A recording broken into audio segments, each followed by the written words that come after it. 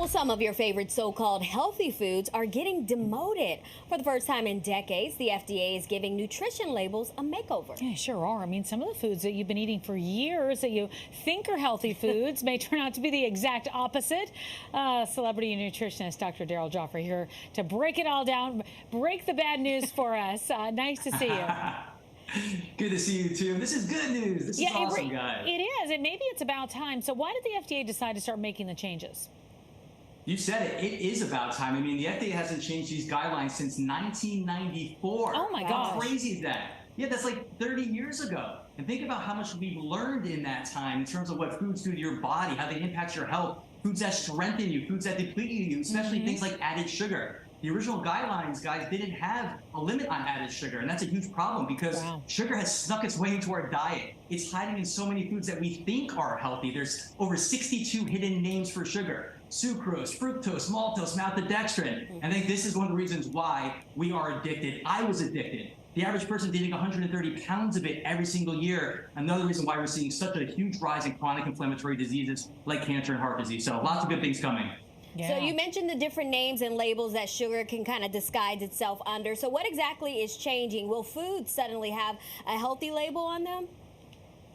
You're not going to see it in like the immediate future because the guidelines aren't set to take change until 2026. But what you're going to be seeing is something called voluntary labeling, which means if a company or food manufacturer wants to label their product as healthy, they now have to meet certain criteria. And for many of these companies, they're going to be having to change a lot of ingredients. And if they don't change those ingredients to meet that criteria, that's okay. They can still sell their products, but they just can't claim it as healthy. So take low-fat yogurt, for example, right? Most of us thought of this as a health food for years, but it's not. There's nothing healthy about low-fat yogurt.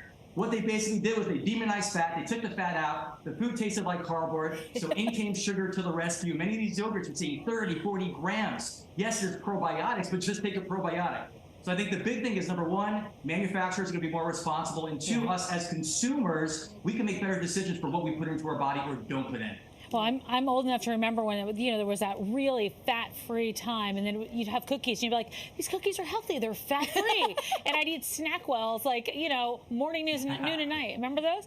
All right, new criteria for a food to be labeled healthy. What is that criteria?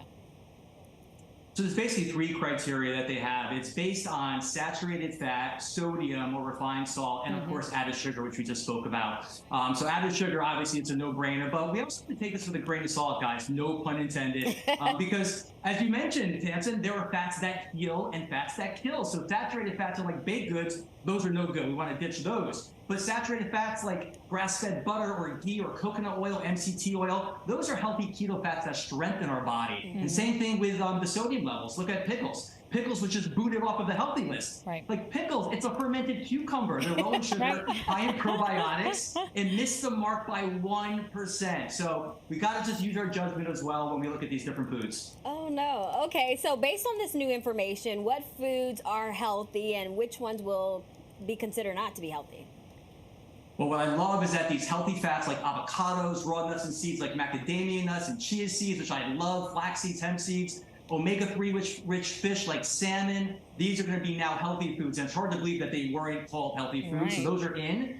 And foods like white bread is out, right? Nothing good about that. 2 slices of white bread is the equivalent of having a candy bar. Fruit juices are out. So you can have the orange, but you want to ditch the orange juice. Calorie per calorie, there's actually more fructose, a dangerous sugar, in a glass of OJ than there is a can of cola. We mentioned low-fat yogurt, sugary cereals are out, granola are out, so things like that we gotta look at. And again, it's all based on the sugar levels. I think it's going to be really surprising. You're always told to shop around the outside of the grocery store. It's going to be shocking what's inside the aisles now. With a magnifying glass. Yeah. So how do we eat healthy without depriving ourselves? Because that's always a big one. Like it does come down to balance at some point. Because if you ignore everything, you're gonna crave the bad stuff.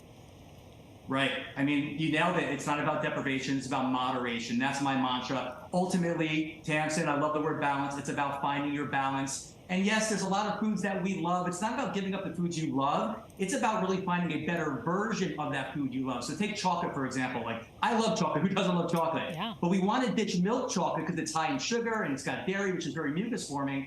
better option would be something like 100% dark chocolate. The best option would be raw cacao because it's actually going to strengthen your body with its mineral content. So it's really about finding balance and adding in more foods that are going to strengthen your body from the inside out. If you focus on adding, not taking away, you're going to have a lot more success in living this lifestyle and being healthier, living longer. Yeah. All right, notes taken. Dr. Daryl, thank you so much for joining us today. Thank you. Great to see you guys as always. Great to see you. For more on Dr. Daryl's healthy eating tips, you can visit his website or follow him on social media at Get Off Your Acid and Dr. Daryl Gioffre. Nice.